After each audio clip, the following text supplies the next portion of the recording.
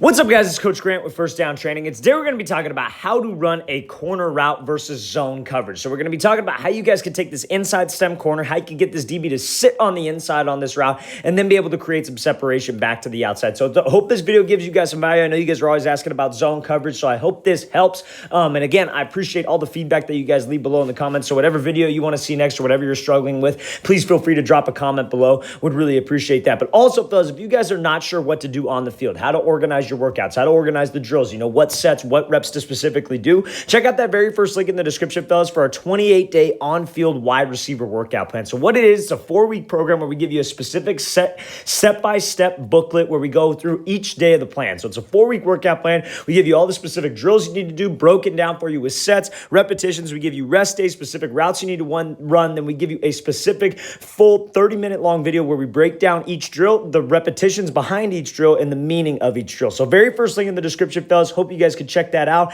Let's get started with this video. So first things first here, Darnell Mooney is going to be running this corner route. Now we're going to talk about where he's at on the field and just ultimately why this route's able to work, right? So we obviously got a zone DB, right? So we talk a lot about this man eyes versus zone eyes. So this is a perfect zone stance, right? So he's facing the quarterback, eyes are on the quarterback. He's a little bit outside shade, and I got to run this corner route, right? So if he's lined up here facing the quarterback, he clearly wants me to go to the inside. He's probably got help to the inside, right? Obviously, he does have help to the inside. Nobody's going to play cover zero in a look like this, right? So obviously it's zone coverage. That's how we can tell just based on the corner. As a receiver, where my eyes want to go pre-snap, I want to get my eyes to the corner, eyes to the safeties, and then if I'm a slot, I can worry about those guys in the box, but as an outside receiver, sometimes that really doesn't necessarily matter a whole lot, right? So that's kind of my thought process there. Now, so when I see him outside shade like this, what a lot of guys will do, and especially when you're at the top of the numbers like this, you can't just go run the corner, right? Because again, the field's already shortened. So if you just go try to run the corner and this DB's outside shade, he's just going to widen with you, and you're going to be ending up running right into him. It's no different than you got an outside shade off man coverage DB. You got to try to get him to go towards the inside. So what he wants to do here, and this is a design stem, is you take this inside stem. But the reason why we take this inside stem is to get this DB to turn his hips and get him to sit on, like, maybe I'm running a skinny post, maybe I'm trying to take an inside release and just run this guy off and run a fade, but we're trying to get his hips to turn. Now, that's the scheme of the play, right? Like, that's what you're designed to do. That's what it says in the playbook. Take this inside stem, get up vertical, and then break it back off to the outside side. Now, what's going to really make him commit is my pad level, my stride, and then my arm. So when it's zone coverage, fellas, not a lot of times that DB is going to be reading you, right? He's not going to be looking at your hips. He's not going to be looking for indicators. He's going to be going off of feel, right? So he's going to be trying to feel your speed coming off. So when I come off here and I take this inside stem, I got to be fast. I got to make sure everything that I do is in stride and everything looks like I'm just trying to clear across the field. I'm just trying to run an over route because that's what's going to make him commit, right? Because he's not, if you guys are just kind of jogging, running a lazy route, your steps are choppy, and then you slow down before you make the break, you're giving this guy all day to react. But if I could actually be in stride,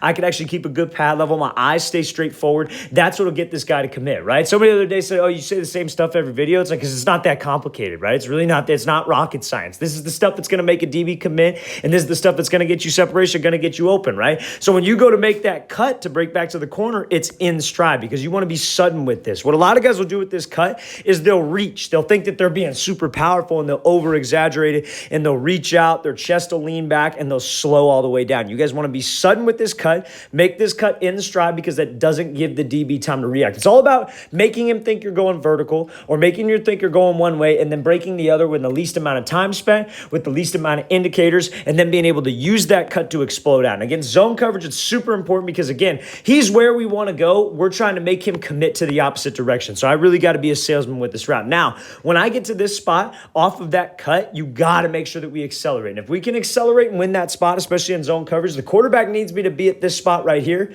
That's where I got to get to, and I got to get there fast. It's the quarterback's job to throw this thing on time. Now, he throws this thing a little bit lower, like he's bringing him back downhill, and that could be kind of based off the coverage, right? So usually when it's zone coverage, we normally don't get a DB to bite that hard, but this is a great route by Mooney. So sometimes when I make this break, if I got a DB right here, sometimes he's usually back over the top and we try to throw him away. But since we beat him so bad, Mooney was taking this thing off a little bit skinnier because we got that DB to break down. So that's kind of why the throw was there. I wouldn't knock too much on the throw, just obviously just a little miscommunication. They definitely weren't on the same page. Let's watch the thing full speed one more time again. Great job bursting to the inside, getting him to commit his hits because of how great salesman he is with that route, and then bursting off that cut. Decent. Now, honestly, just a little miscommunication with the throw there, but obviously if they were to be on the same page, that's a sure touchdown. All right, guys, we want to thank Thank you for watching. I really appreciate it. If you guys have any questions at all, please feel free to leave those in the comments below. I'll get back to you as soon as possible. And again, fellas, 28-day on-field wide receiver workout plan, all the specific things you need to do on the field to improve your route running, press releases, catching ability, explosiveness, balance, all the above in a set step-by-step plan.